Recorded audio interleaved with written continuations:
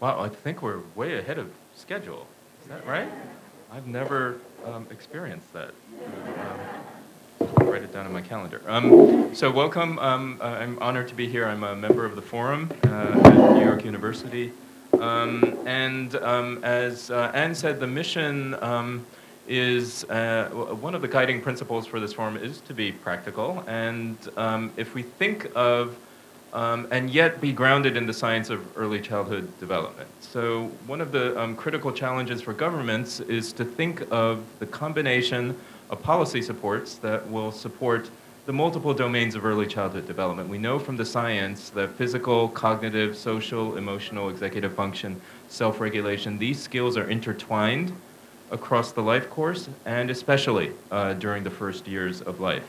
But that creates quite a complicated policy challenge in every country that invests in early childhood. And that is because typically the services that we think of as associated with some of these areas of development have their own disciplinary perspectives, their own organizational and institutional structures, and their own ministries most often. So whether they are ministries of health, education, social protection, women and children's issues, child protection, there is often a way in which the structure of governments is sliced up and arranged at the national, the subnational, and the local levels that for which the intertwining of these skills and the support of these skills is quite a challenge, because we know that the family is certainly important, community contexts are important,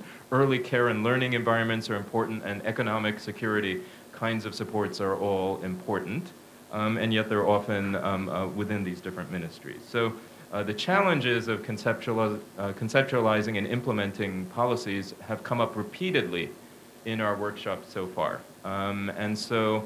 This morning's workshop is an attempt to really get at a particular way of thinking about how sectors work together. And I think all of us in the early childhood field, the words coordination and integration come up very, very often, whether they are in the rationales for investing in early childhood, the actual legislation for early childhood development, of which there's been a growing number of low and middle income countries with national legislation across all these different sectors or areas. And then most particularly in the national action planning and the ways that the strategic plans are actually implemented across sectors. So this is not an easy topic, it's not an easy task, and so we decided to ask two leading experts with combined experience probably in over 100 countries working with governments around these issues of coordination and integration across sectors. So we are going to have a session where these two experts, Jan van Ravens from the Yale Child Study Center, who has had a long-standing experience working on issues of how finance structures are implemented in governments around ECD in many countries. And then Emily Vargas-Barón, who is the director of the RISE Institute in Washington, D.C., who also has decades of experience working with countries around the world in the stakeholder processes to create coordinated and integrated ECD systems across sectors. So we're very lucky to have them here today, and we're going to follow the order of the program. So Jan is going to go first. Each of them is going to present for about 15 minutes, and then I will moderate a discussion. So write down your questions, and we'll have plenty of time, I think, for Q&A. So Jan?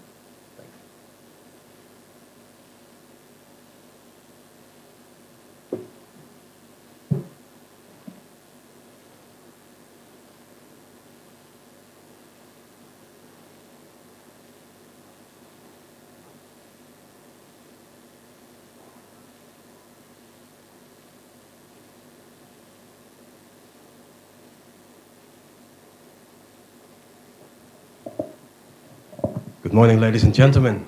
Thank you for the introduction, Hero. I'd like to start off by saying that my presentation is entirely based on an essay of the same title, Child Policy and Young Nation States. So if I go too quickly, if I skip steps in the argumentation, it's all there. Children must develop holistically, and this requires services, interventions from multiple disciplines, sectors, and governed, administered by different ministries.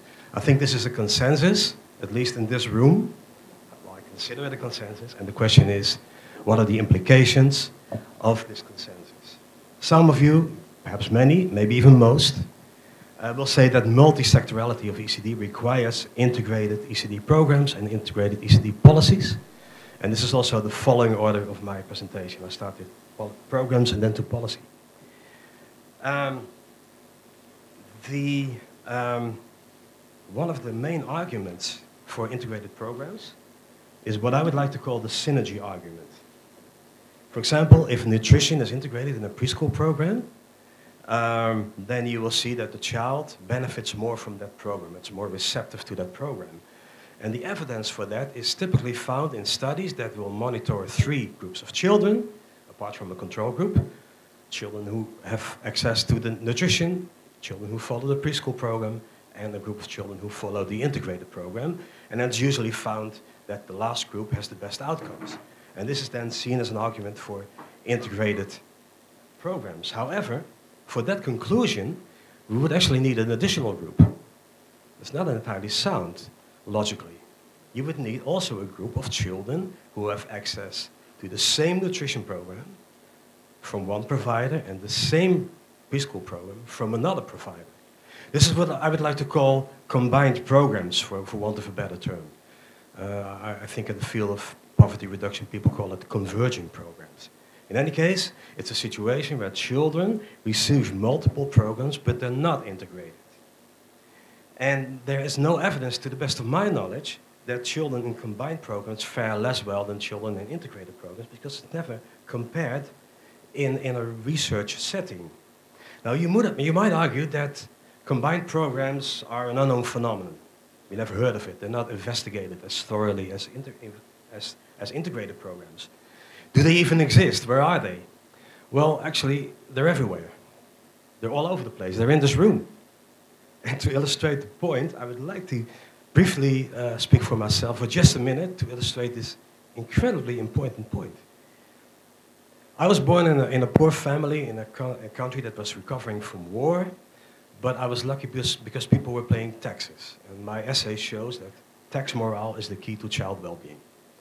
I'm not going to give you the argumentation because I only have 15 minutes, not 15 hours. But I was lucky, and so for me there was a preschool program.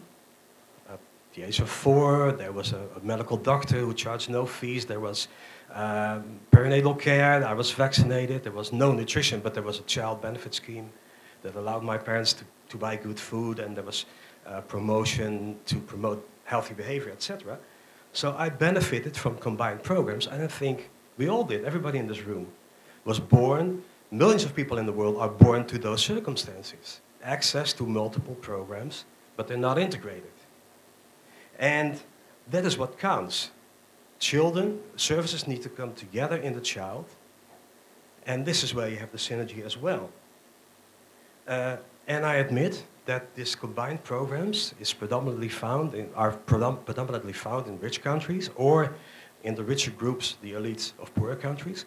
But by the year 2030, the end of the Sustainable Development Goals, I think there's a very good chance that many people, many children, even in developing countries, will have access, will be born to a situation of combined programs if we work on it, if we stay focused on that. So to conclude this point, I'd like to say that I consider ourselves to be the global research community of ECD. We have been looking for synergy, and we found it in integrated programs because that is where we looked for it. Had we looked for synergy in combined programs or converging programs, we would probably have found it as well. It's an example, a classical example of research bias. Now, another argument for integrated programs, and by this time you may have noticed that I'm not a great fan of integrated programs. I'm in favor of coordinated programs. Another argument is the attraction argument. If we integrate two interventions, then one intervention attracts the other. A great example are school meals. You provide meals. They have a goal in and of itself, and it will attract children to the school who would not have come otherwise. Conditional cash transfers are a very good example. You provide the cash, which has an impact in its own right. It reduces poverty, and it will attract other people to health checks, parental education, whatever the conditionality. So far, so good. But now, I would like to introduce you to the man on the river. The man on the river is a man I met once in a country somewhere in Latin America. And he was the manager of a nutrition program in a jungle area. And he had a wonderful system of reaching each and every child. He had 100% coverage, distributing the sprinkles in that jungle area by means of narrow boats. It was really fascinating how they managed to do that. The smallest creeks and streams, they were able to find those families. But he got orders from the government, who was inspired by the gospel of integrated programs, that he had to do this through preschools from now on. This was the order. But the problem was that preschool education in that country had a coverage of 70%, which is not bad. But in that district, it was 40%. Those children were mainly in the capital, and in those creeks and the streams, it was zero. There were no preschools there. So had they pursued this measure, and I'm sure they didn't eventually, I'm sure. But if they would have done it, then the children who used to have access to the nutrition were not attracted to the preschools because there wasn't any, and they would have lost the nutrition. And I'm making this point to point at the importance of coverage. Another example, I was in a country where somebody said, look, we have a nutrition program in this country, we have parental education, and we have preschool. Let's integrate them. We have them all three, let's integrate them. But if you look at the map of that country, and you draw the places where those three programs are, there was no overlap. There was no place where the three programs overlapped. And this is really important. Last example, growth monitoring, health checks in kindergarten. A great idea. But if only 20% of the children are in kindergarten, those 20% are not at the risk of wasting and stunting. It's the other 80%. So you need to look at coverage if you want to integrate programs. Now, I still haven't done justice to the attraction argument, because you might argue that it's not a matter of linking existing programs, but you can integrate the program from the start. You roll it out as an integrated program. But then still you have the same problem. It was not a coincidence in that example of the man on the river that nutrition had 100% coverage, and that preschool, in some places of that jungle area, had a 0% coverage. Some programs roll faster than others, and programs should not have to wait for one another. A last point about programs, and then I will go to policy, is about human resources. In northern Uganda, I once saw a community-based ECD program center where half of the staff was illiterate, teachers who were illiterate. And they had 3 days of training by means of a pictorial approach, because there was no point in giving them textbooks. And they were performing tasks in the preschool for which you don't need literacy skills. The singing, the dancing, and et cetera, et cetera. And I think they were doing a good job. That's not the point, but it's not ideal. The reason why you would have illiterate caregivers, teachers, and this is not just northern Uganda, it's an extreme example, but it occurs in other countries as well. And I admit it is a little bit extreme. The reason is that in that particular area, even today, children hardly complete primary school. So literate people are scarce in that area, and they have better options than to be a volunteer, unpaid teacher in a community-based ECD center. In that same community, there was a health post with a similar situation in terms of human resources. Understaffed, the staff was overburdened and underqualified, no doctors, just nurses. In that situation, and again, I admit it's an extreme case, it would not have been wise to integrate health functions, like growth monitoring, health checks, in the preschool, or to integrate early learning in the health post. These are extremely fragile human resources systems where the training of people is measured not in years, but in days. 5 days, 10 days, 3 days. And all I want to say is that you need to look at that. And the problem is that this usually occurs in places where the needs are the highest. You need to look at educational achievement. You can do it in countries where all children, like Chile, which has a very good integrated program and policy. You can do it in a country like Chile, where most children, most young people complete high school and secondary education or vocational education, but not in the places where the needs are the highest.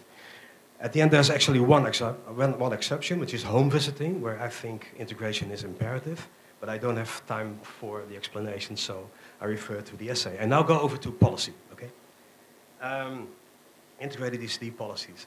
It seems UNICEF is keeping track of the number of countries that are having an integrated ECD policy, that this number of countries is growing rapidly.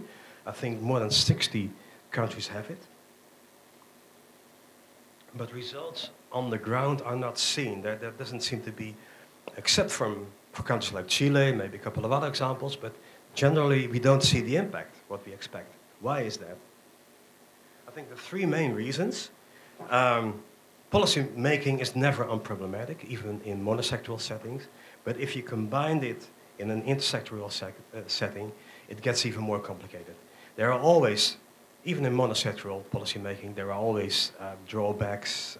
You get stuck, then you get moving again. The moment you disconnect those cumbersome processes, it will go slower even than in other settings. Suppose a country has a new curriculum for preschool, and it's launched as part of an integrated ECD policy. Fine, great. And everybody says this is a really integrated policy, it's holistic, it's integrated, and you really need to accept it as a whole. You cannot take out one element, blah, blah, blah. Now suppose at the same time there's a group of medical doctors who is against one of the health components of that same policy.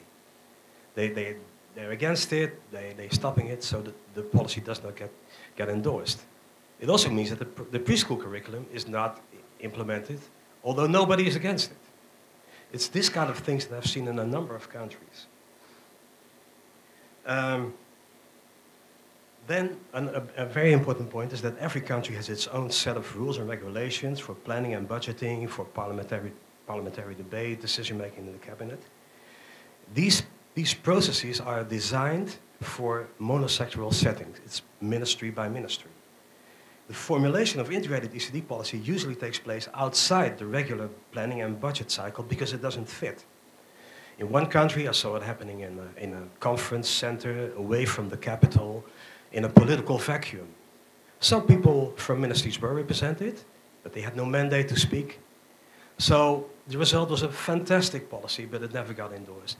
Why? Because these ECD integrated policies, they conflict with the standing policies of the line ministries, the education ministry, the health ministry. They have their policies already on the same fields. So either there's no conflict, it sort of duplicates. In that case, the question is, what's the point? But the other case is it actually conflicts, and they will block it. And there was a country, I remember, where actually the policy got endorsed, but not implemented because people had the idea, perhaps rightly, that donors liked to see integrated ECD. So they paid lip service to the idea of integrated ECD policies just to get more money, but then you get problems in the face of the integration, of the implementation. And the last point is that quantitative and financial analysis should be part and parcel of policy development from the start. And I've found in many cases that in the case of integrated ECD policies, it comes afterwards. So the policy is finalized, and then somebody flies me in and says, you go and cost it, and you may make sure. But that's too late. You cannot change the policy anymore, and you end up with significant funding gaps. Because during the policy formulation, nobody had an idea of the costs and of the potentially available funding. I like to go to the perspective of the line ministries before I get to my recommendations, because they're often seen as the best guys, the ones who resist the integration. And it's good to understand their resistance, because if we understand resistance, this may open up the way to a solution. The first reason is that line ministries, education, health, social protection ministries, they have large budgets and they process money and they want to keep tight control over their operations. This large amount of state money goes down from the central level to the districts and eventually on to service providers, in some cases families. So there's a big risk of leakage and things that go wrong. They need to be accountable for that. Now, if these streams of money get intertwined at various levels of the system, then their tools for controlling it are insufficient. They get afraid, they get nervous, they can no longer control the money. They're no longer accountable. Who's accountable in that situation? Then, it's very important that, second point, health and education systems have levels and phases. In health, it's referral. You want to refer people. You want to have sound referral protocols from primary healthcare to secondary, in some places, tertiary healthcare. If you take out one phase, or if one phase of one of those levels becomes subject to an external policy, then you can no longer control that. Education, same thing. It's called transition. You want good transition from pre-primary to secondary, tertiary education. You take out one phase, and the education ministry is no longer able to pursue a longitudinal approach to learning. Same for social protection. You cannot separate schemes for children from 0 to 6 from families with children from 6 to 18. What about child labor, policies against child trafficking, child abuse? You cannot create boundaries at the age of 6. So, and the last argument is that we are not alone. We are not the only horizontal constituency, right? And the word horizontal I mean in such a way that if you consider line ministries as vertical entities who need to watch over the internal vertical consistency, then we are the horizontal consistency that wants linkages horizontally across the ministries. And this is a conflict. This is always clashes. We shouldn't get angry about this. We should understand that. It's normal that we have this conflict. If other groups are emphasizing vertical links and we are emphasizing horizontal links, then there is a conflict. No reason to get angry. Just to think rationally about to resolve that. But since we're not the only ones, and to give some examples, poverty reduction is typically a field of policy that cuts across not 3, but maybe 6, 7 ministries. Urban development, same story.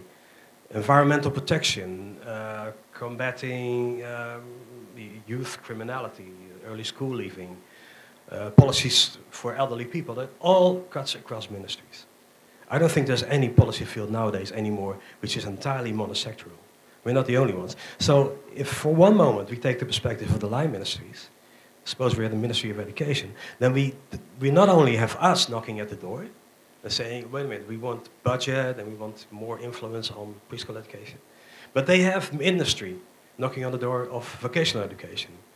They will have a number of constituencies that all claim influence, right? And they would disintegrate the Ministry of Education or the Ministry of Health. They would disintegrate if they would give in to all those wishes. They cannot do that, right? And so my advice is let's look at the other fields, poverty reduction, environmental care, the other main horizontal policy fields, and learn from how they do it, how it's done. And based on that, and I have to leave out the argumentation because of time, I will go right away to the recommendations. It's 5 in total, 2 slides of 5 recommendations, based on the experience in the other fields, but translated to ECD. The one is, and I started with this at the beginning, universalize the essential child services. Make sure that all children have access, and as the coverage increases, they will overlap increases. More and more children will have access to more and more services, and this is how you will get this synergy. But leave it in the sectors to make sure you have progress. The only thing that counts is that services come together in the child. However, tie it together at the local level, because that is where the child is. This is where you need the coordination, for sure, and maybe in some cases integration. But don't create unnecessary structures. Continuous coordination is the best, but when it's not sufficient, if you see that it's not sufficient, there are a number of ways to intervene. Training, you can integrate, for instance, in teacher training, you can integrate components of healthcare and social protection. Coordinating bodies, there are some great examples from Latin America, mesas de concertación, sensitization. In Kenya, we've seen the ECD coordinator playing such a role. And if possible, use traditional structures as much as possible and local leadership. Third, the one exception, already mentioned it, home visiting schemes. You really don't want to distribute that.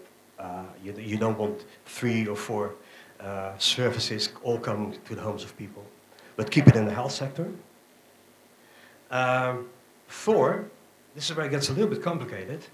If you say tie it together at local level, link the services at the local level, then the services must be linkable, right? They must be designed in such a way that you can actually adapt them to local circumstances and link them. And this means that you need vertical coordination to make sure. So people at the local level need to have possibilities to send signals up to the central level or the provincial level, whatever the case is, to say, wait a minute, you need to change the conditions of the services because we cannot link them anymore, right?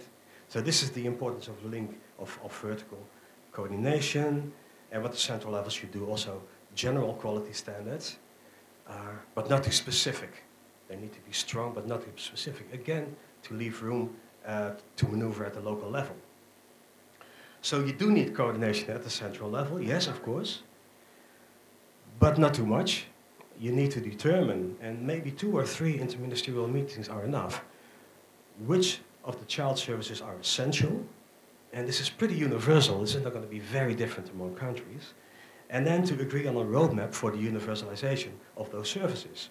Have a monitoring and evaluation process, make sure that you keep track of progress, but use the monitoring and evaluation systems of the sectors that already exist, and use the councils for stakeholder consultation that already exist as well. And the bottom line, this is really the end of the story, is that the essential thing is that to get the synergy, the services must come together in the child, and not necessarily in the programs or the policies or the national level, national councils. Thank you.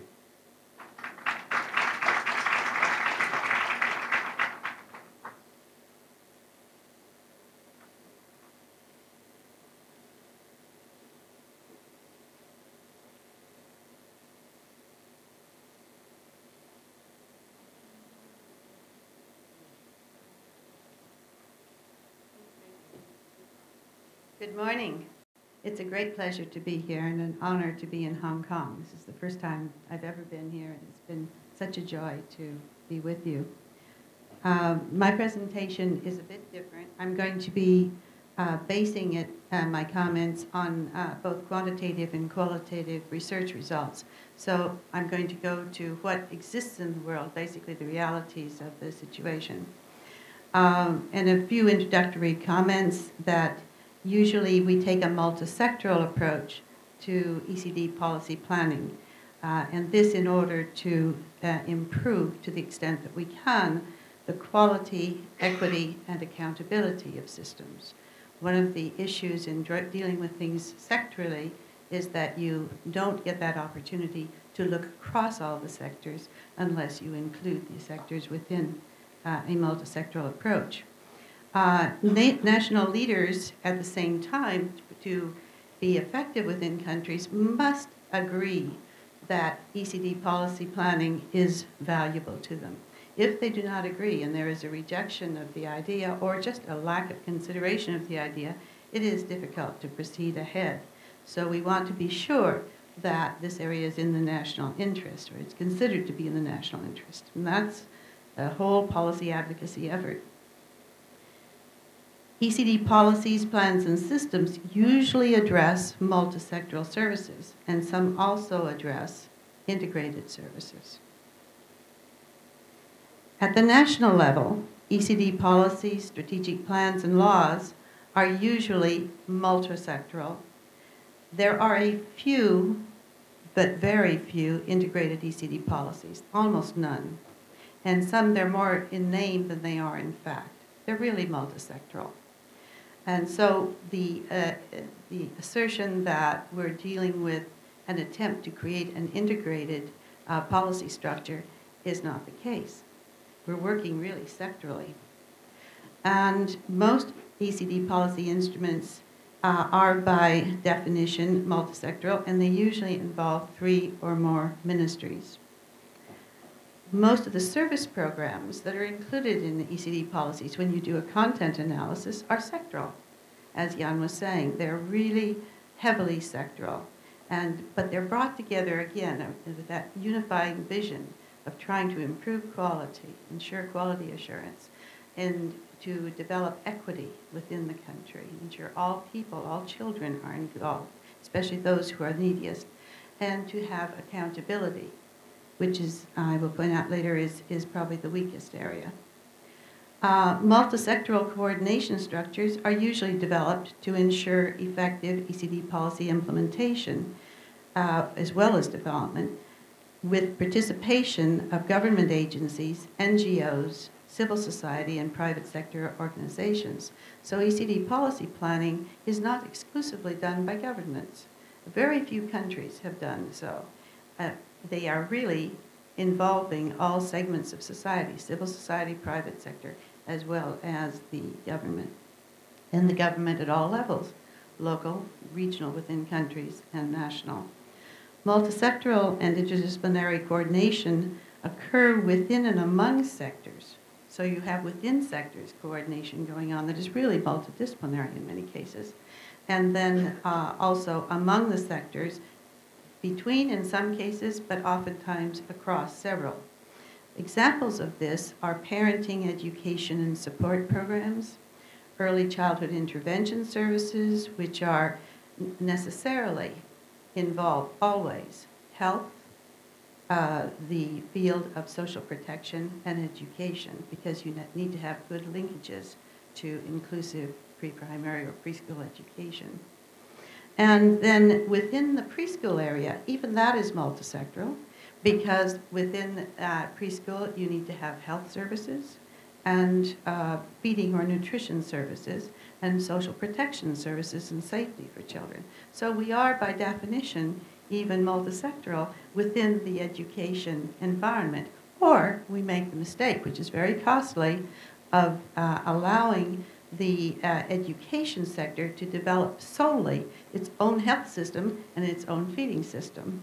The better approach, we have found generally in cross countries, is to have a good collaboration between the health and nutrition areas of a health ministry with the Ministry of Education.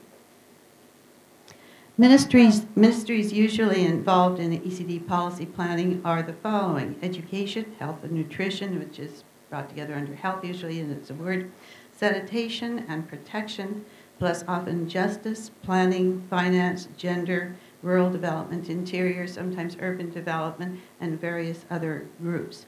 Sectors usually maintain managerial and fiscal control of their own programs, and they may coordinate their services closely. Often they have formal or informal interagency agreements, and those are very important, and they're usually called for in the policies. They may conduct mutual referrals and create common database and tracking systems using existing databases such as Education Management Information Services, Health Management Information Services, and National Statistical Bureaus. And if they collaborate together well, you can have a wonderful coverage without duplicating systems. And they may conduct joint planning, where is very difficult is the monitoring and evaluation. This is usually the weakest area. Few intersectoral ministries are found. The few that exist are health and protection ministries, and they're in a fair number of countries. I give you the examples of Georgia and Lesotho are two, but there are many others. Sometimes they coordinate their ECD work very well, and it's wonderful to work with them because then you're able to bring health and nutrition and protection all together to address the needs of children along with the Ministry of Education. However, there are very few health and education ministries. There are only two that I've ever been able to find. One exists today, which is Bhutan. And then Brazil, in 1943, they created a famous Niemeyer building in Brasilia which was for health and education. It lasted about 3.5 years, and then they had to disintegrate it because they couldn't work together. They really are very separate sectors. And then integrated child development ministries have been tried. So there are some that have been built up in certain countries. Examples are Venezuela, which had a Ministerio de la Inteligencia, the Ministry of Intelligence, which was started in 1979. A friend of mine helped out with that. It was based on some of the writings of Feuerstein out of Israel, and a man by the name of Machado built this up. It lasted about 2 years, and it fell apart. And then Sri Lanka has its Ministry of Child Development and Women's Affairs. Tanzania has its Ministry of Community Development, Gender and Children.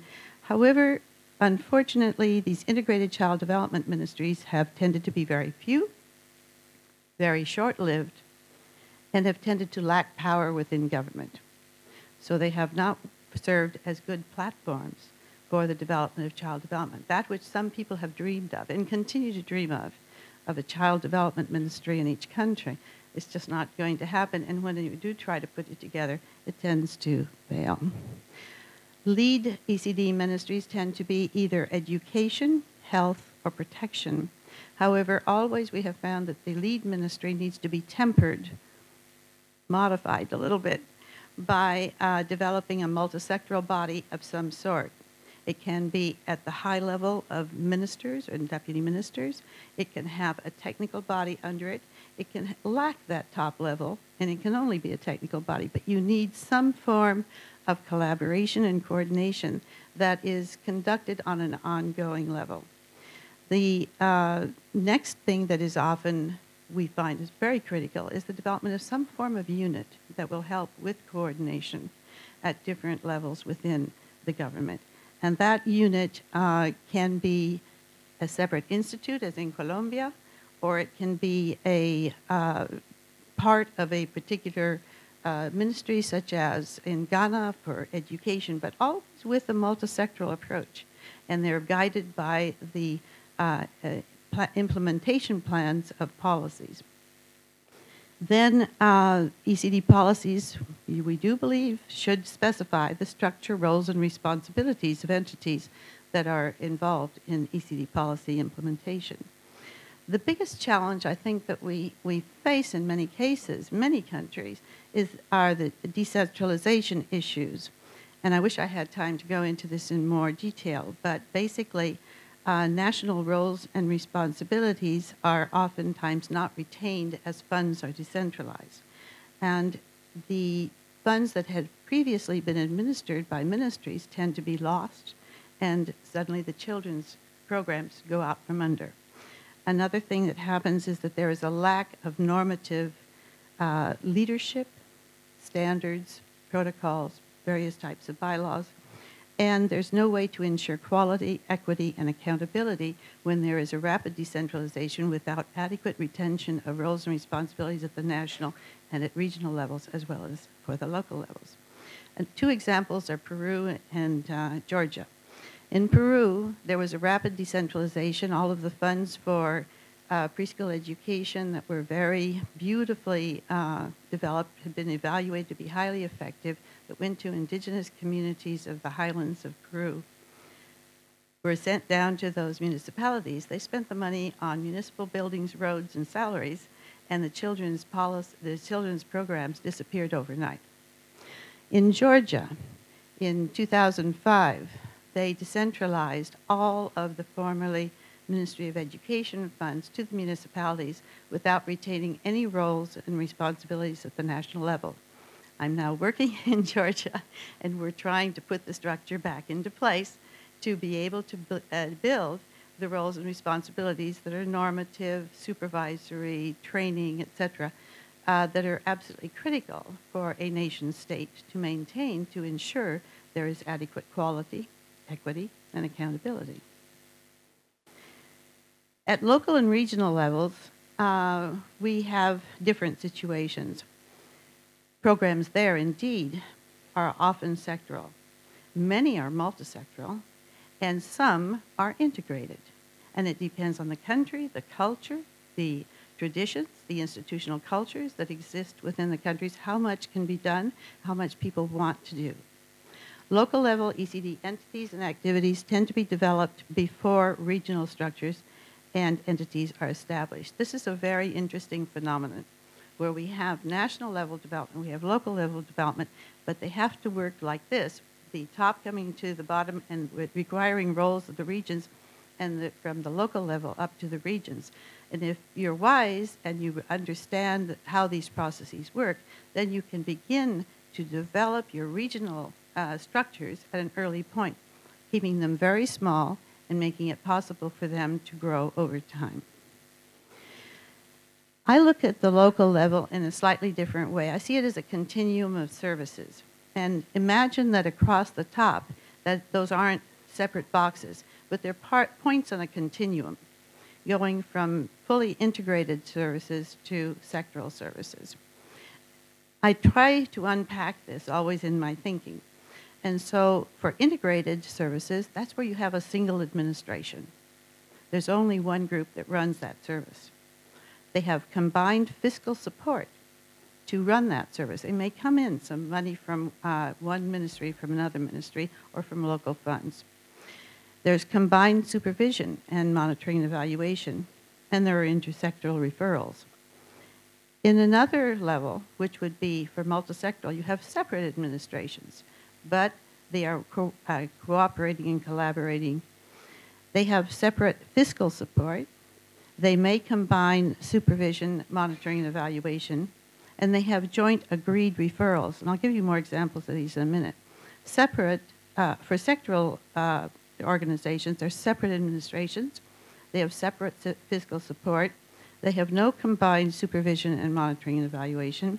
And they may have some possible intersectoral referrals, but they are operating alone. Integrated services combine two or more sectoral services under a single administration with joint financial support, supervision, monitoring and evaluation at local and also at provincial levels. They are usually found at community and municipal district levels, although they may be found at provincial levels. To go to scale, integrated programs require, and this is a separate study that I did on going to scale, require national legal recognition, financial support and assistance with planning, coordination, supervision, and monitoring and evaluation. Otherwise, they will remain as local, small, integrated services. This is really a big preoccupation because if we want to see some of them flourish, we have to put in the design requirements to be able for them to flourish and go to scale. Once well designed, developed, and evaluated, integrated services can go to scale. An example is the Colombian Institute for Family Welfare that certainly has national level coverage and a very rich hierarchy of regional organization. Integrated Early Childhood Development Centers of Bosnia, which I'll give you an example of that in a minute, and early childhood intervention systems in the United States, Western Europe, now much of Eastern Europe are developing them, China, Australia, New Zealand, and these are all integrated services. They have to be by definition. In Bosnia, we go from preconception and prenatal education to parent education and support, early childhood intervention, preschool playgroups and support to preschools, family support and case management, monitoring and evaluation. I don't want to go into all the points underneath, but you can look at that later. There's much that can be said around that picture. But these are integrated services with one service provider. Multisectoral services have formal agreements for multisectoral ECD activities, and they help to ensure that there are roles and responsibilities that are clearly defined. Informal agreements tend to fall apart, however, as leadership changes and interpersonal work relations change. And so increasingly we're finding that countries are developing purposefully formal, written, interagency or inter-program agreements to ensure that there will be long-term sustainability of collaborative efforts. And this is a very important point that unfortunately has not been given enough attention. We have a few countries such as Belarus where we find that they don't have a national policy for early childhood development, but they have a huge web of interagency formal agreements. And so the system works. It's a really fascinating thing to see how they're doing it. We find also that it's very helpful to have job descriptions, a system of multisectoral coordination, and rewards and other incentives to ensure that sectoral groups will work collaboratively over time. It's important also to develop an institutional culture, if it isn't already there, that promotes and rewards multisectoral coordination and partnerships, and especially with civil society and private sector institutions. And if you've had them involved in the processes from the beginning, they will be very involved. An example of a multisectoral ECD service are the zones de convergence, or the convergence zones of Cameroon. In each of these areas, we have education services, nutrition services, health care services, sanitation services, and child protection services. If a family walks into one, they're automatically referred to all the others. The community works together on this. The community members did an analysis of their own need structure and what they wanted to develop.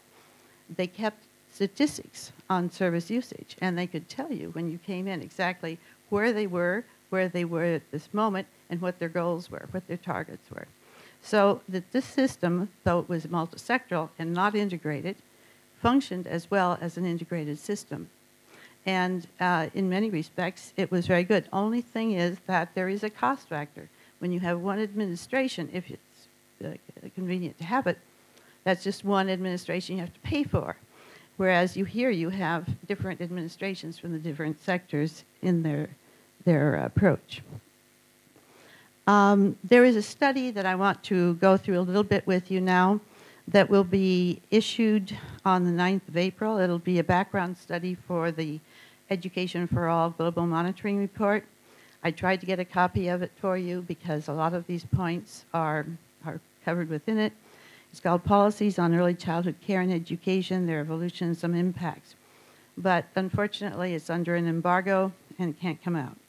So Hiro and I gave up. The study content covers the main drivers and challenges facing nations and regional governments as they develop ECD policies and instruments. It covers the evolution and status of ECD policy planning from the year really pre-2000 to the current time. I cut it off at July 2014. It includes 5 country case studies and conclusions and recommendations. The challenges, I'll just list them. If you want to go into them more in detail, just ask questions. Authoritarian regimes, big issue. Very difficult, very complex, and one doesn't give up, but they're a very big challenge. A lack of political will. This has been mentioned at different points already.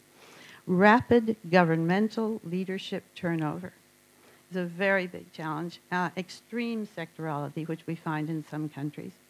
And then inadequate attention to one or more of the 8 key elements for developing comprehensive, scalable, and sustainable ECD systems. And the paper that you have in your little your USB, includes a chapter in the book that Hiro and I pulled out of the handbook on child development, which I wrote on those 8 areas. And it was a very interesting process deriving those 8 areas. But if there's inadequate attention to any one of those 8, we run into real problems for policy planning. And then poor policy implementation structures and processes. You can really run into problems if those are not well in place and there's not a good transition from planning to implementation. You might be interested to see what we have in the world.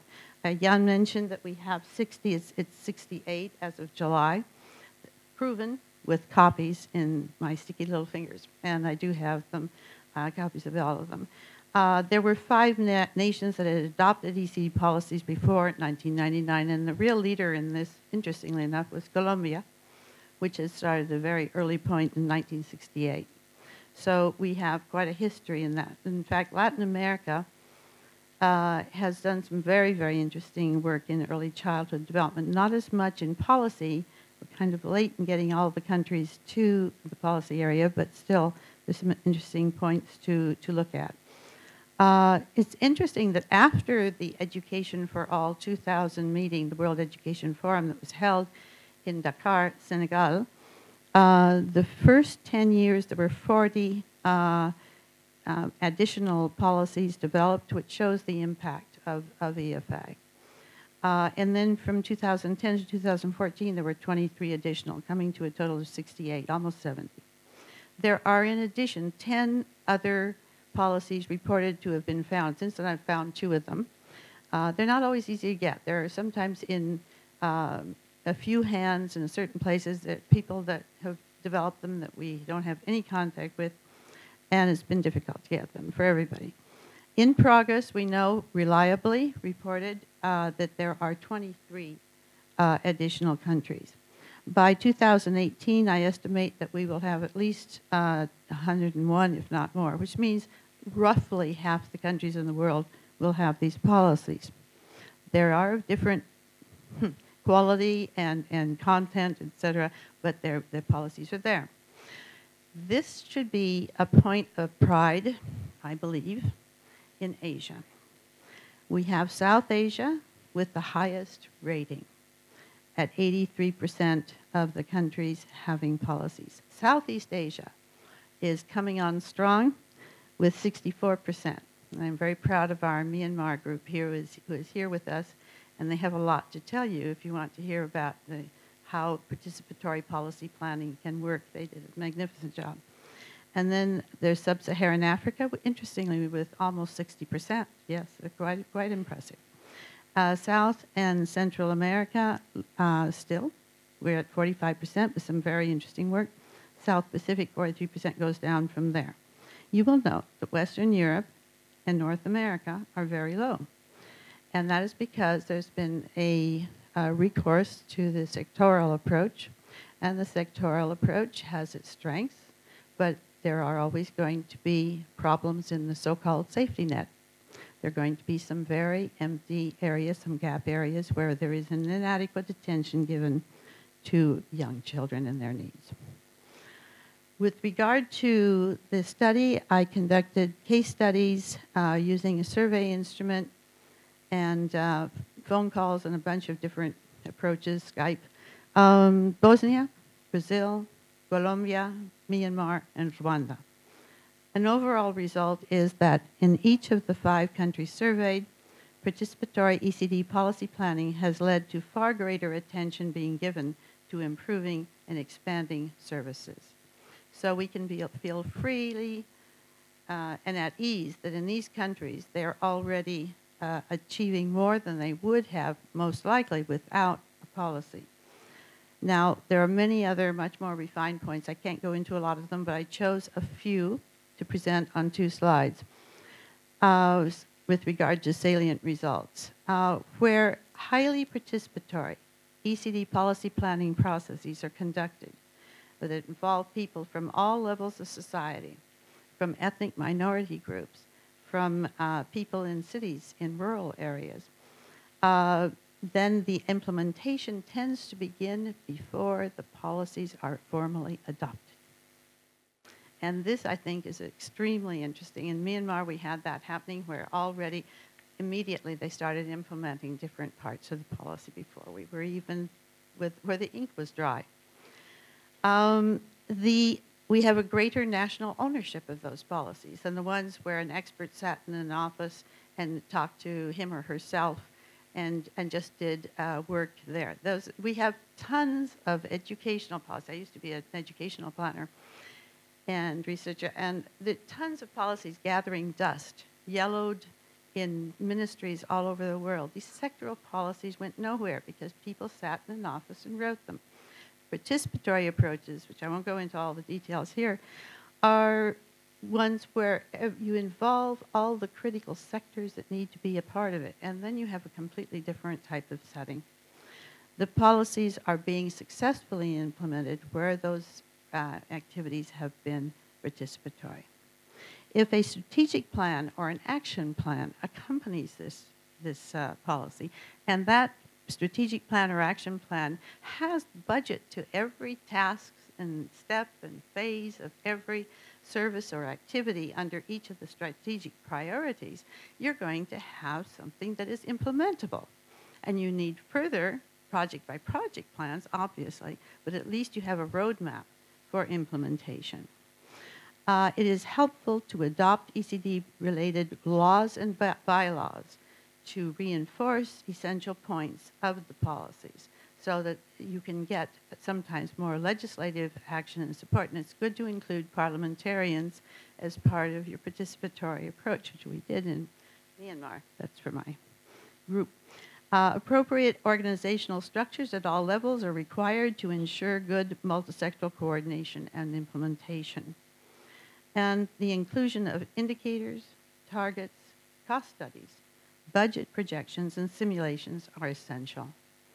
In this, unfortunately, quite a few of the policies that have been developed have not included this element. And that's one of the reasons why Jan is so critical and concerned about it, because they didn't have that process of ground truthing what the larger policy would be. Equity impacts are very important, and I thought I would give you these results from our 5 countries.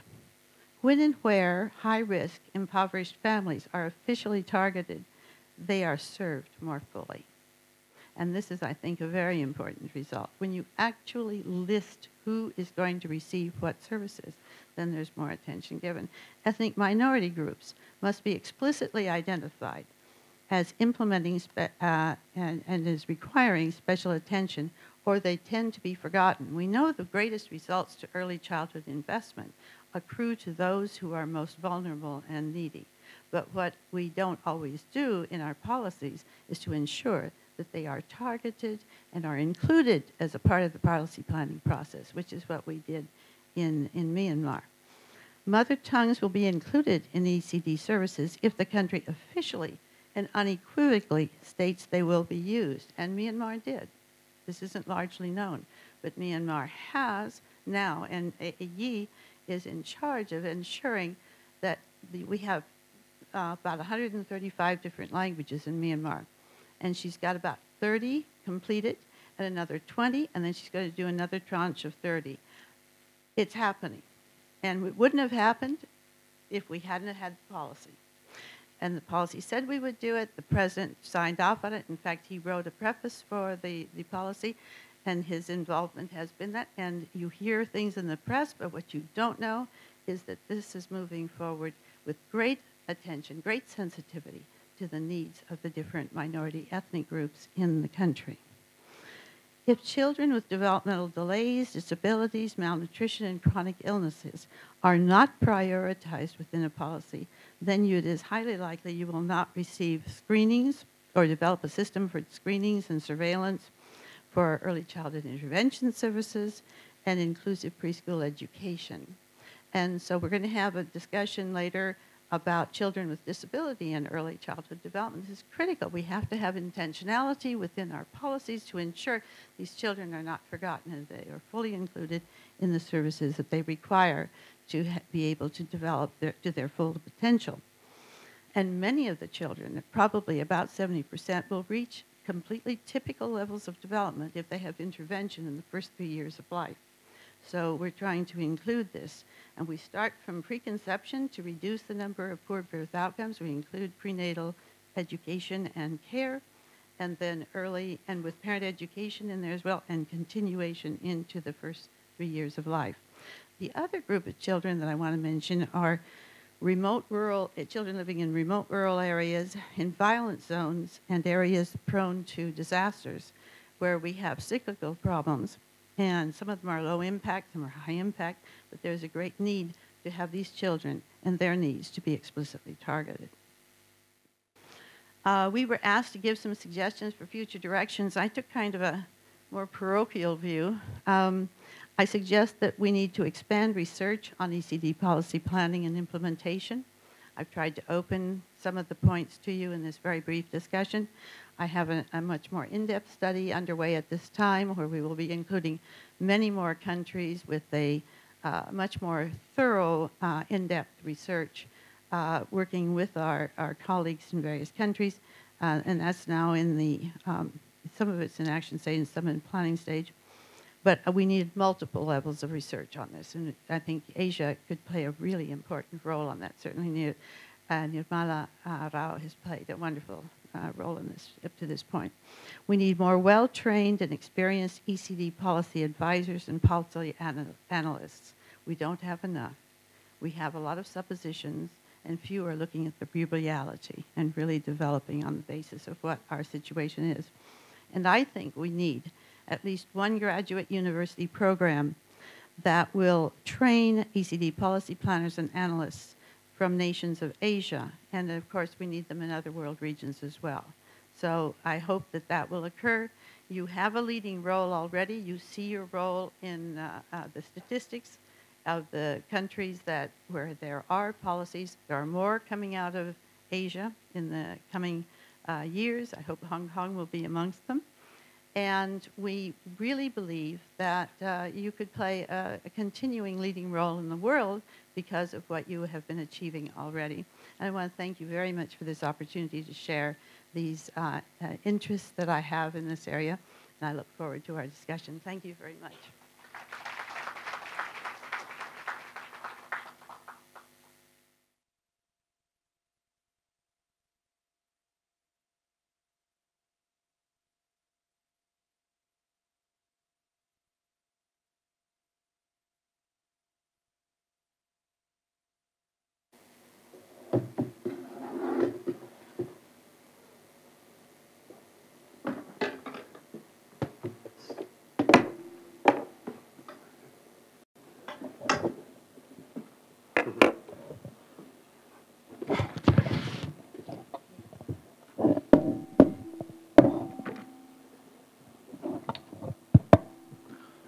Thank you for this. Really, this was a master mini seminar on this issue of integration in ECD policies. So I thank both of you for really thought-provoking and rich presentations. So we're going to get to questions in a minute. I just wanted to highlight in literally 1 minute what I saw as kind of 5 cross-cutting themes in the processes that are involved in integration that I think were embedded across both presentations. One is the issue of population level assessment and screening. And so how do we think of the basis for integration from the standpoint of populations? So an example certainly is, I think, in some ways an ideal that we often think about, the idea of universal assessment of children at birth and periodically through early primary, followed by targeted provision of services based on what they need. That is certainly a kind of integration or coordination that both speakers talked about. Another is around workforce and the idea that that could be either in terms of a single workforce having duties that cut across what we consider sectors, and this issue of, some people call it task shifting, and I think Jan made a very important point. There are limitations on this depending on the capacities and skills and time of a particular workforce. Another that both mentioned is communication and training across multiple workforces.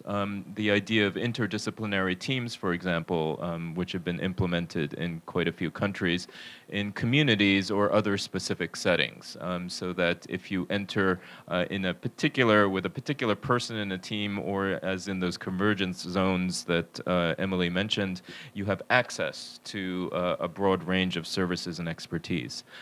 One that perhaps wasn't mentioned quite enough was curricula and content, and topics that are represented in specific curricula in ECD. And certainly we could think about single programs or modes of delivery or curricula that can encompass expertise in topics in particular areas. And then I think finance. We are going to have some additional sessions later in the day around finance. So when, for example, a goal of results-based budgeting is a requires financing from different sectors.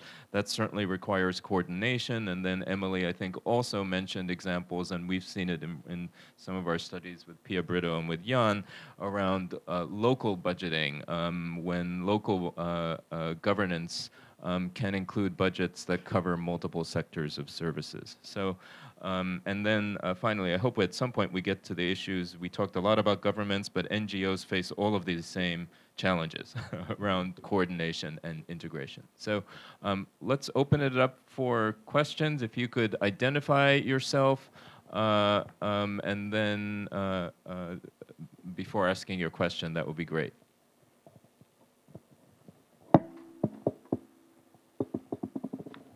Thank you. My name is Mushtaq Chaudhry. I'm from BRAC in Bangladesh.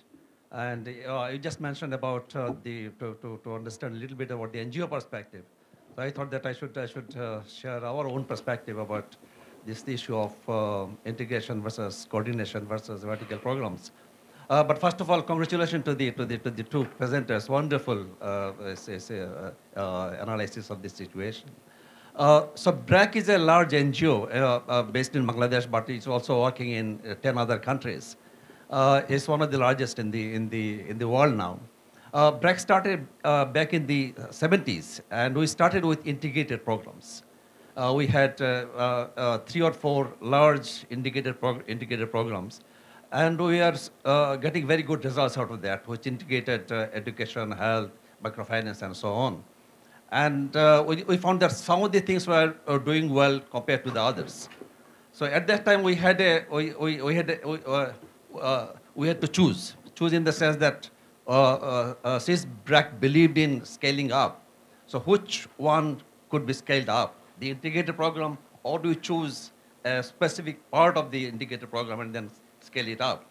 And we found that scaling up integrated program is very, very difficult. It takes long time, and the donors are not always interested in supporting integrated programs because their money is sector-wide. So we decided to scale up the ORT program for diarrhea, for example. We scaled up the microfinance program. We scaled up the schools program separately as vertical programs.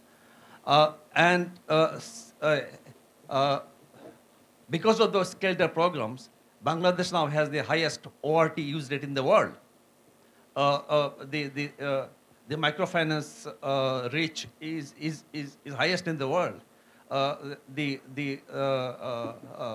number of girls going to school is very high in Bangladesh.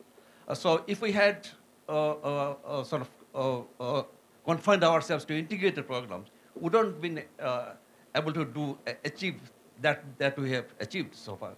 But we still believe that integration is much better than a vertical program. So how do you really sort of match these two things? Now that these programs have become very large, they're kind of monsters, and it's very, very difficult to integrate the programs at the central level. So what we're trying to do is to sort of coordinate the program so that we have better impact and better coordination at the field level, and also those programs which are doing well also to mainstream those. For example, the WASH program, which is required for every program. So we are trying to mainstreaming those programs into the existing programs. So what I wanted to say is that if we believe in small is beautiful, then obviously you go for a real integrated program. But if we think that large is necessary, then you have to think otherwise. How do you get it? It's not an either or. Oh, thank you so much for that wonderful statement and presentation. I don't look at it as an either or. I look at it as a both and. But there are certain essential elements that are required to be able to take an integrated program to scale. And I wrote a book on it that's called Going to Scale, and it's on Latin America, on evaluated programs of the region. And in there, one of the things is that those programs have to have a legal basis that is accepted within the country, and the government does have to take and appropriate a sense of ownership of this, as well as the NGO that does the work. The NGOs oftentimes convert themselves more into the purveyor of pre- and in-service monitoring, the quality assurance, supervision and training of supervisors, the provision of standards, the people who do a continuous process of feedback loop of planning that assist. In other words, they don't run it all, but they help to ensure that the quality is there in its growth and development. And that requires that the NGO be very wise and think of the larger good and cede part of the original power that was in managing the program and building an empire, rather into something that is diffused throughout society, where your role is to ensure that the quality will be of the highest level. And it's easier said than done, but it is doable. And we have country after country in Latin America who have been able to do that. They've taken integrated programs and brought them to national level coverage.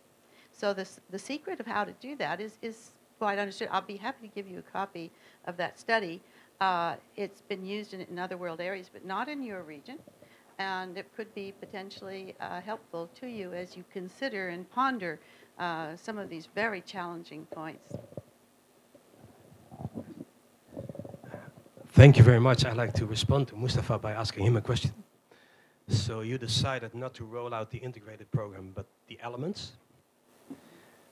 That does not exclude the possibility that eventually you will have coordination at the local level. The moment that the program reached the local level, and that several programs reach the same communities and the same children, there's a possibility of not necessarily linking or integrating, but at least coordinating. And did that happen? Can you talk a little bit about what happens at the local level after the scale-up and the rollout of those programs in terms of coordination? Both coordination at the local level, which obviously brings better results than if you are vertical program. And also, as I said, the other thing is to mainstreaming some of the learning that you have into all the programs. I wanted to make sure to invite people who have signed on online to also submit questions. And in fact, two of our forum members who couldn't make it are online. Joan Lombardi from the Bernard Van Leer Foundation, and I believe Peter Singer from Grand Challenges Canada are both on the line. And so they or anyone else who's online, I believe, if you submit a question, I will see it somehow on this screen. Isn't that magical? So, but we have some questions here, and then I'll look out for these.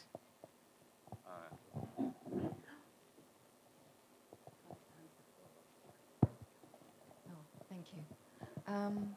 My question is really about something that seems to be a bit of a silence in both of your presentations, and it's okay? It's fine. Something that seemed to be a bit of a silence, and I know that you didn't have time to cover everything, but that was really about the role of the efficacy of parents in that integration process and the importance, I guess, in my view, of putting resources into building the efficacy of parents so that they can integrate and determine at the most local level, if you like, taking that local down from community to the client. So I wondered if you'd elaborate on that. I couldn't agree more. We actually, in our participatory policy planning processes, always include parents in the activities. The second thing is that parent education and support, or parenting education support, different terms are used in different places, almost always is included. And parental participation in preschools, in transition activities, going from preschool for inclusive preschool to inclusive primary, we always hope that the parental role is extremely important. So the fact that it wasn't mentioned wasn't because they aren't there, but simply that I tended to focus on structures because we were at a rather high level of disaggregation of content. My feeling is that the parental role is absolutely critical in early intervention, early childhood intervention work.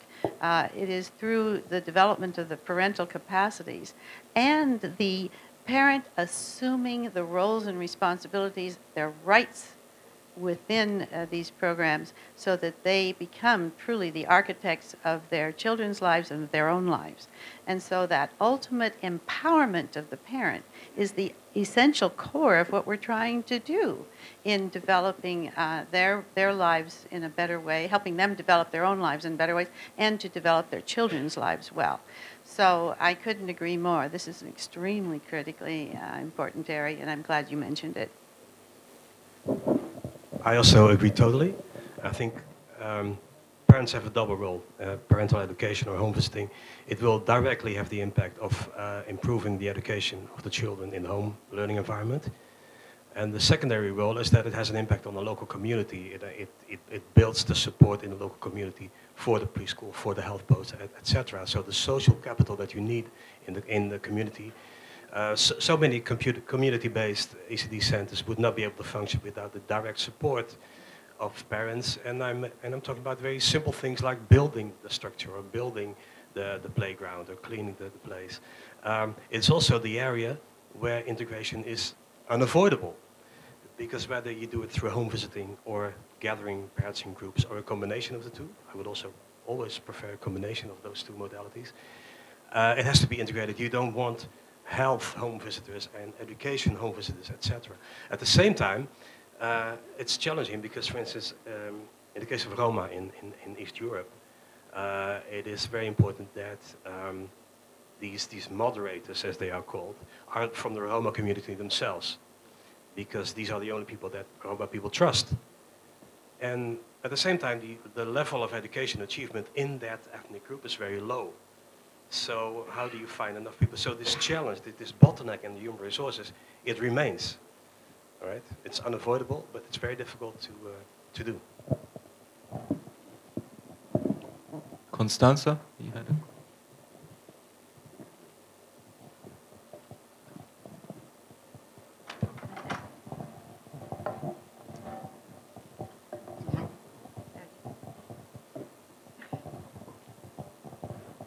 Hello, my name is Kofi Mafo from Aga Khan University, where I direct the Institute for Human Development.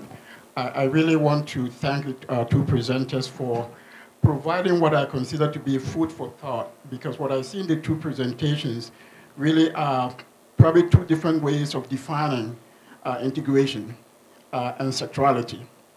I do think that the point that we cannot look at some of these things as an either-or. I mean, that's very, very critical. But one of the reasons why I'm particularly interested in this discussion is that to the extent that we have a lot of policy advisors advising other countries from Europe and North America, how we define these things are very important. Because the problem is if you define it in an either-or manner, and you think we either go integration or not, and you go into a country to try to pull down structures that already exist because you want to replace it with integration, we are in trouble. But I do think we really need to think about what it means. So we have to start from a definitional standpoint about what it is that we mean by integration. And unless we do that, I think we're going to run into the dangers that John is pointing out. But I'd like to hope that it's not an either-or issue. Because if it were, that's where we begin to tear down structures that exist in the hope of putting it in place. We've seen a lot of things that have failed. I mean, take the small notion of family-focused early intervention in North America. All of a sudden, it became a bandwagon, and actually programs that were very didactic renamed themselves into family-focused intervention. So one of the last things I hope we will not see is the tendency to see this as the new discovery. And therefore, we're going to turn everything into an integrated program, when actually integration means more than just working across our sectors. So I'd like to see us really discuss this in detail, both in terms of definition and in terms of policy. Thank you. As an anthropologist, I just want to very much second what Kofi said. The capacity of cultures to organize themselves must be recognized as the starting point. We work from the strengths of the society, of the culture, to the next steps, with the leadership and decision-making being made by the people of those cultures. And I think that the tendency to want to bring evidence-based approaches and cookie-cutter approaches from one culture and impose them on others, which has been done by a lot of people, is really wrong. And that's one of the reasons why I said at the very end, let's develop the Asian leadership and capacity, which is emerging, undeniably is emerging, and have that be a source of continuing strength of this region for itself, and then a gift to the rest of the world where we can have the opportunity to learn from the experiences that are developed here. The same thing goes for Africa. We're seeing incredible developments now in Africa as a result of this work. And I would say that the work in Colombia, forgive me, I'm a Colombian American, but the work in Colombia has so much to teach us. And we have the director of the presidential office for policy planning for children in the room here, and I'm sure she'll get the next question. And her experience is of such richness, and I think it would be very valuable for many of you to talk with Constanza Alarcón about the history of the development of the program de cero a siempre, or from zero to forever. And I think that we have a lot to share between and among our regions, but ultimately we have to work out of the cultural strengths of each region. Yes, Constanza, I think you had the next question. Gracias. Thank you.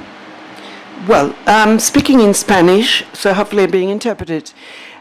More than a question, I would like to present a problem or a concern that I'd like to raise in relation to the presentations by the two previous speakers. And I feel a little bit anguished, so to speak, because I see a greater divide, a greater gap between the purpose that we have set ourselves forward in terms to bridge the gap, be that in terms of policy planning, whether it's evidence-based or whether it's based through the generation of knowledge. These are two very entirely different logics to be able to understand the same phenomenon of the policies of integrality, integration on ECD. We share different timelines. We, at the level of decision-making and policy-making decisions, we have economic pressures when it comes to policies, but also we are faced with conditioning in relation to political will, historical moments, financial issues, which make it difficult to establish the data, because evidence in itself is not the priority to orient a decision, but it's something that becomes relatively exotic. And that is something quite distant from the day-to-day affairs. My recommendation, or rather my concern, is in relation to how do we go about it to ensure that this type of analysis that you have presented so carefully, so judiciously, can become a reality, a practical condition for those of us who, on a day-to-day basis, must undertake decisions in terms of public policy, for example, in terms of scalability. My recommendation, we need more policy advisors that are better prepared, better qualified, with greater capacity. And whilst we prepare them, governments change and teams change. Whilst we try and identify investment, new government teams come in and they change the approach. Whilst we try to establish coherence and seek articulation at a local level, the technical teams change. And I think that for us, this is on a general practical approach, as far as the forum is concerned, is a key question in terms of the purpose that we seek. If it is a decision in terms of a practical approach for policymakers, for policy decision-making, because we need to be able to reach beyond that. What we're currently producing is terribly interesting, but if we do not affect those who make decisions on a day-to-day basis that affect the lives of women and children and pregnant women, etc., we cannot create a process of transformation or of impact in the public policy-making process. I don't know how the translation went, but Constanza is saying that there is this big gap that she is very concerned about between the role of policy planners and the generation of knowledge. And that she says she works in a life which is of rapid change, rapid development, pressures of all sorts at the national level, of changing political will, of the political history in which they are involved in their country, and the financial structures and the possibilities that are there. And she's wondering, how can we take this to a more practical level? How can we analyze and deal with the practical considerations of policy planning? Issues having to do with scale, having to do with losing your timing, having to make decisions very rapidly when there's a great limitation. Now, that's more or less what you were saying. Answering that is not easy.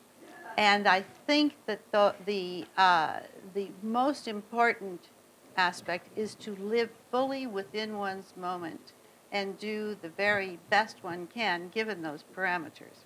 And to the extent possible, to lead them. And one of the ways is through what you're doing, which is bringing together a multisectoral coordination unit that is impacted constantly by political realities of the country, and where you are getting feedback constantly on what is happening at all levels, local level, regional level, and departments of Colombia, which are states, and at the national level, and across sectors. I think that all you can try to do is maximize within that moment, the historic moment. It's like in Myanmar, we're dealing with the changing of the guard. There's going to be a new president. There are other things happening in the country. These are huge challenges to policy implementation. Every country has them. So the question is, how can we work in the most wise manner possible with the greatest input, as you have from your people in the CP, to be able to give you that guidance and that help from all levels, local level, departmental and national, to be able to respond as quickly as possible. Is there a science? Is there enough research on the real decision-making options you have to face almost on a daily basis? No. Should we have more research on this? Yes. So I think that you've brought up a very important point, and I'm sure that my colleagues, and you ought to get in on this too, because you grapple with this as I do. We really need to work on this. I think that that is an area of research that we should consider. A friend of ours, Michelle Newman, who's not here with us today, but I wish were, she and I have often talked about how we need to do a study of the political processes around a lot of the decisions that are made in policy planning during the planning period, and of course in implementation. And the answer is in those political processes in many cases as to how much can be achieved to improve the lives of children. And so we don't have an easy answer, but I think you brought up a very important point for work in the future. Definitely, I like to agree. I'd like to add one point, which is data. It's not just research, but also simply the data from which you start. In so many countries, it's a big challenge to simply find out how many children are being vaccinated, how many children are birth registered, how many teachers, how many nurses are there. Sometimes because data are deliberately falsified because of perverse incentives. You know, if you have a per-child funding system for preschool, you inflate the number of kids. In one country, there were more children in preschool than there are children. Now you see some great progress. For instance, in Peru, there's a system called Infobarometro, which are now expanding to the nominal, where they, and there are more countries doing it, a child-by-child system of monitoring, integrated over the sectors, right? And for instance, in Colombia, there are a number of these systems. If you would integrate them, you would have the same degree of integration because the data are already there. But data is really such an important thing. So we've seen a lot of progress on that, a lot of activity at least in that field. What's also in terms of research, there's a lot of demand for nationalized, contextualized return on investment. You know, the last decade we've been charmed by all these data. You know, you invest $1 in early childhood and you get 7 back. So many countries, so many people in countries say there's no use. We want to know that for this program in this country, and then maybe it's not 1 on 17, but maybe 1 on 5. But that's okay as long as it's more than 1, and at least it's a stronger argument for our finance minister. So. These are a couple of developments. Yeah, the only point I would add, I would link back to what Mr. Chaudhry said from BRAC, which is that what is possible within particular administrations is not always advanced in every single sector, as you well know.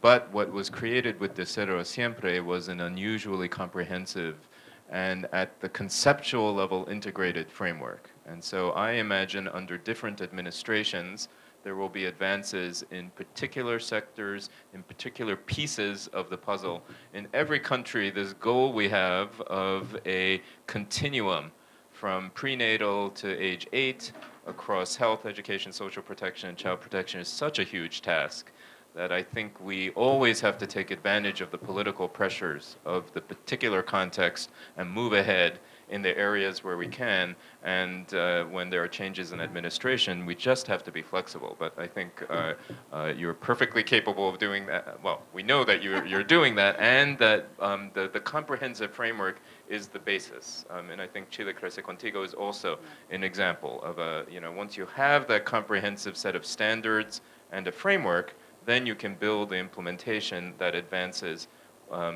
bit by bit in different areas. I think we're starting to run out of time, so the remaining questions we're going to take as a group, and then if you could take notes on maybe, I see 3 hands up. Pia Brito is here from UNICEF, Sarah Watson, and if you could introduce yourself. So it looks like we have 3, is that right?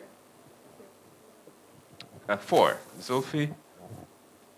So we'll do all of these. Should we, where are the mics? Zulfi has a mic. Zulfi, you go first, and then give your mic to Pia, and then we'll move over here. Happy to do that. So, just to be very quick, I mean, I thought this was a very refreshing discussion, and I have, a few specific questions, largely coming from a health field, in terms of asking you as to what exists out there in the evidence of policy implementation. So it was refreshing to see that so many policies have been developed, but is there concomitant analysis of what have been the barriers around implementation? So you talked about data. One of the biggest gains in the last decade has been the quantitative data around the health and particularly around the survival framework. How much information exists within the ECD universe on similar quantitative data on impact, both for integrated, partially integrated, or non-integrated programs? So I quite support what I think Constanza was getting at, is that at the end of the day, the 2 disciplines, ECD, health, and particularly health focused on young children and survival, would have to meet somewhere in the middle with common metrics, or metrics that make sense in terms of people trying to take decisions on the basis of what's the best value for money. So in terms of what Mushtaq was saying, that you have to then pragmatically be responsive to people who are funding, both within the government and within the bilateral community. So this information be available somewhere, but it'll be great to get to know from you as to how the research within this particular community or field interfaces with the research that's going on within the health, nutrition, and survival disciplines.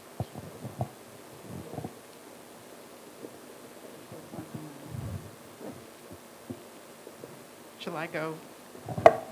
Thanks so much, and good morning to everyone. This was fascinating, and I caught the last part of it, so great way to start the workshop today.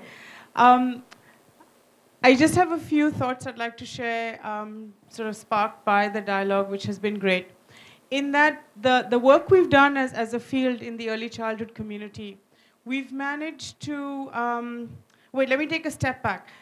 What I'm seeing is happening to mobilize investment for young children in governments is typically two processes. There's a political process and there's a technical process. Sometimes the political and technical process speak to each other in a manner that the technical leads the political or the political leads the technical. It's not quite linear, but this goes back and forth. To go to now what we have done as a field, I think what we've done as a field is we've spoken more or less to the technical process. We've managed to be able to make the arguments in terms of why early childhood and how to speak to the effectiveness and the efficiency, making up for lost opportunities, really in those areas. And I think that's where we've really started to make some ground. But when we go to the political arguments and what makes that prioritize early childhood, I don't think we've done well enough. And because both those levels of decision making are required to increase investments and really bring the type of capital we need for sustainability, I think part of our thinking has to be, what is it that we are discussing here that makes it compelling for the political level decision makers to really look at this as something that a hook or something that they can really gravitate to. We see it happen in countries where leaders are naturally champions. They sort of believe in this issue. And so we see it come forward. We see the countries, we see Chile come forward. We see Colombia come forward. We see countries come forward. But when the political leadership is not a natural champion, we have not articulated well enough what is the argument. We have not taken our technical knowledge that we are sharing here to that level of political prioritization. And I think as a forum, we've got to bring that now into our conversation.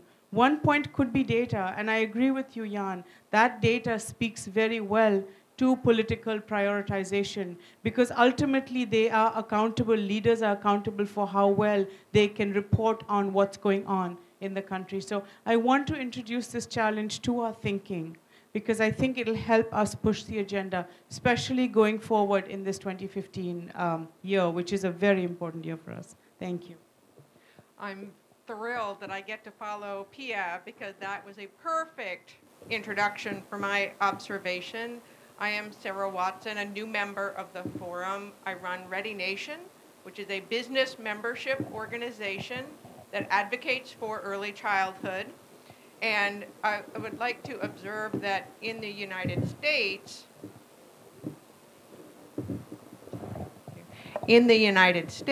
business leaders have been a major political factor to win investments, and in particular to push for the multisectoral approach, because they do not come from a particular early childhood sector, from health or education. They can be above it and push for all of these different sectors. So that has been very effective in the US. I am wondering if it could be effective in other countries. So we have major policy advisory bodies that have business leaders on them, and also early childhood people that make sure this is happening. So, for example, in the states of Massachusetts on the East Coast and California on the West Coast, the state early childhood advisory body is chaired by a business person, not by someone from the early childhood world. So I just want to offer that as a political strategy to accomplish the goals that you all raised in your presentations. One more question here.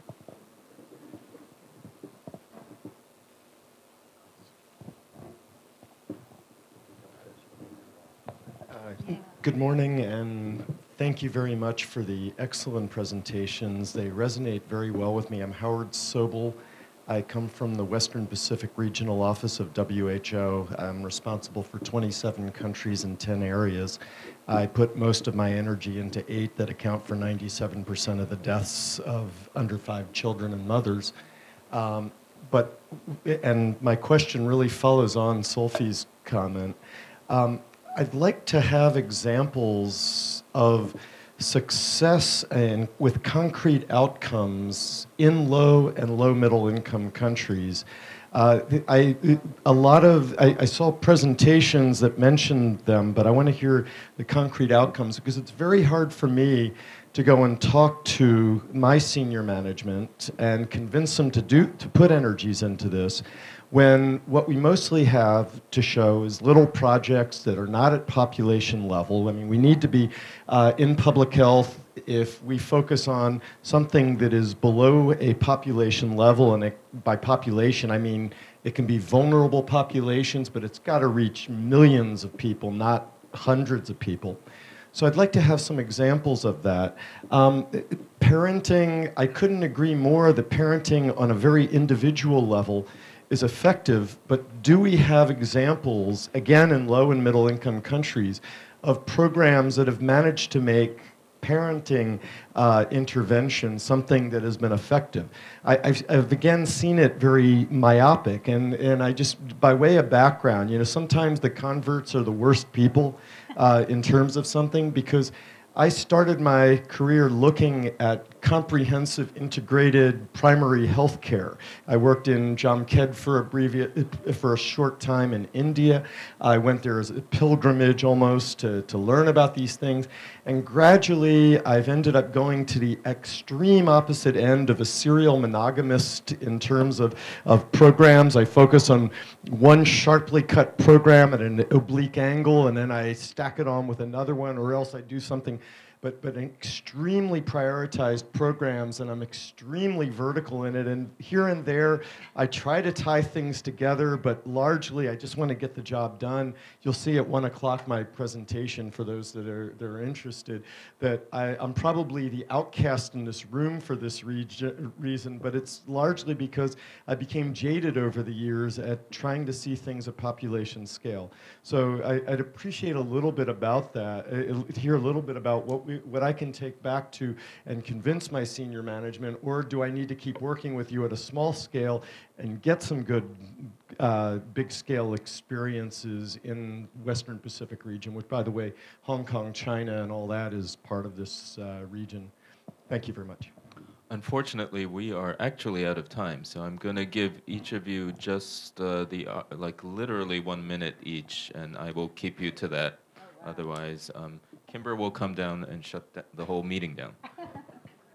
So 1 minute each. And so I would pick one question maybe out of them, and otherwise I'm sure we'll have plenty of time, of course, the course of the day to have more conversation.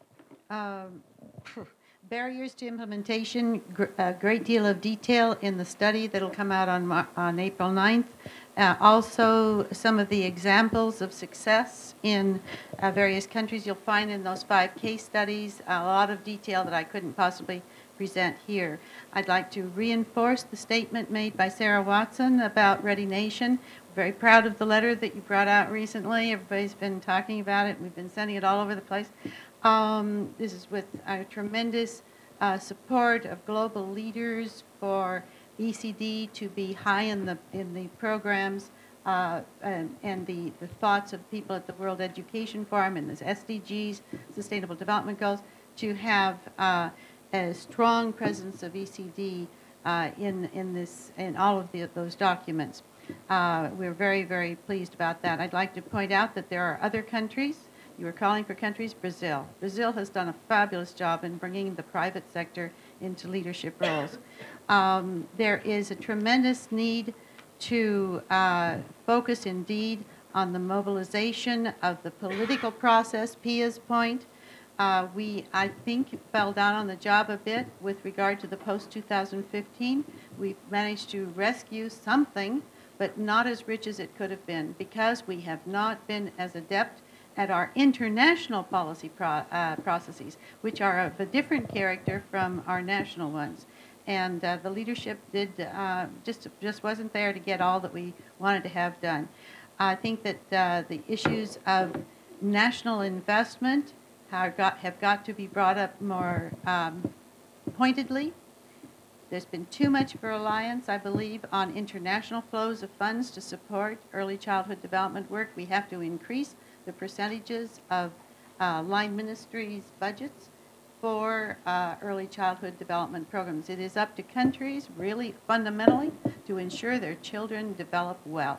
And so, to me, there is a great role of growth there, and certainly the business community represents part of that picture. That's it. That's it. That's it. I've been taken out. I just want to say that on my own behalf, this has been a wonderful opportunity to be able to share some of these concepts and these concerns that we have with you. And I thank you for all of your questions and your interest. Thank you. Okay, concrete examples in the field of health and especially parenting.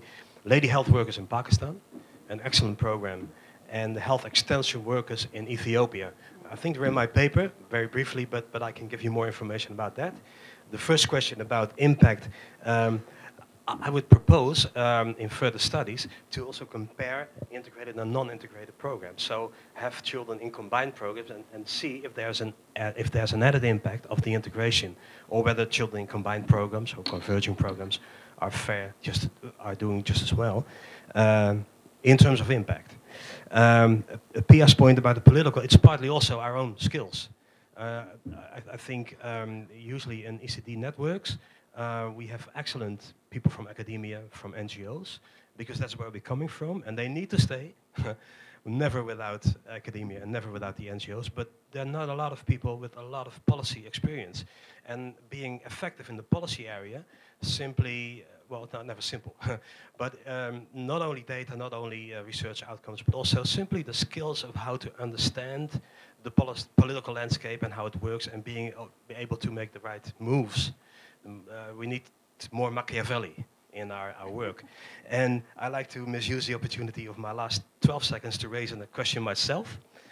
I don't have the beginning of the answer, and we don't have to answer it now, but maybe we can keep it in the back of our minds. Emily had a lot of fascinating slides. One of them, the most to me, was a slide where you had the number and percentage of countries with an ECD policy by region. And it was very clear that West Europe and North America, nothing, and also very low in East Europe and the East Bloc. And lots of gaps. And lots of gaps. So, in their services for children. Absolutely. Inequity of a major variety. These were my 10 seconds. And anyway. And so there was almost a correlation. The richer the countries, the less integration. And I don't have to, like I said, I don't have the beginning of the answer. It would be utterly foolish to suggest that rich countries are doing everything better and poor countries need to follow. We've seen enough of that in the history of mankind. But the opposite is also puzzling. Is it the case that Europe and North America are lagging behind? Is it because poor countries have higher needs? They are driven have more energy to integrate? Or is it the case that North America and West Europe are doing other things instead of integration? And what is it that they're doing? So this is just a question that I like to raise, period. Great. Well, obviously, we still have a lot of questions left, but I'm going to turn it over. Well, first, I want to thank our two speakers for fabulous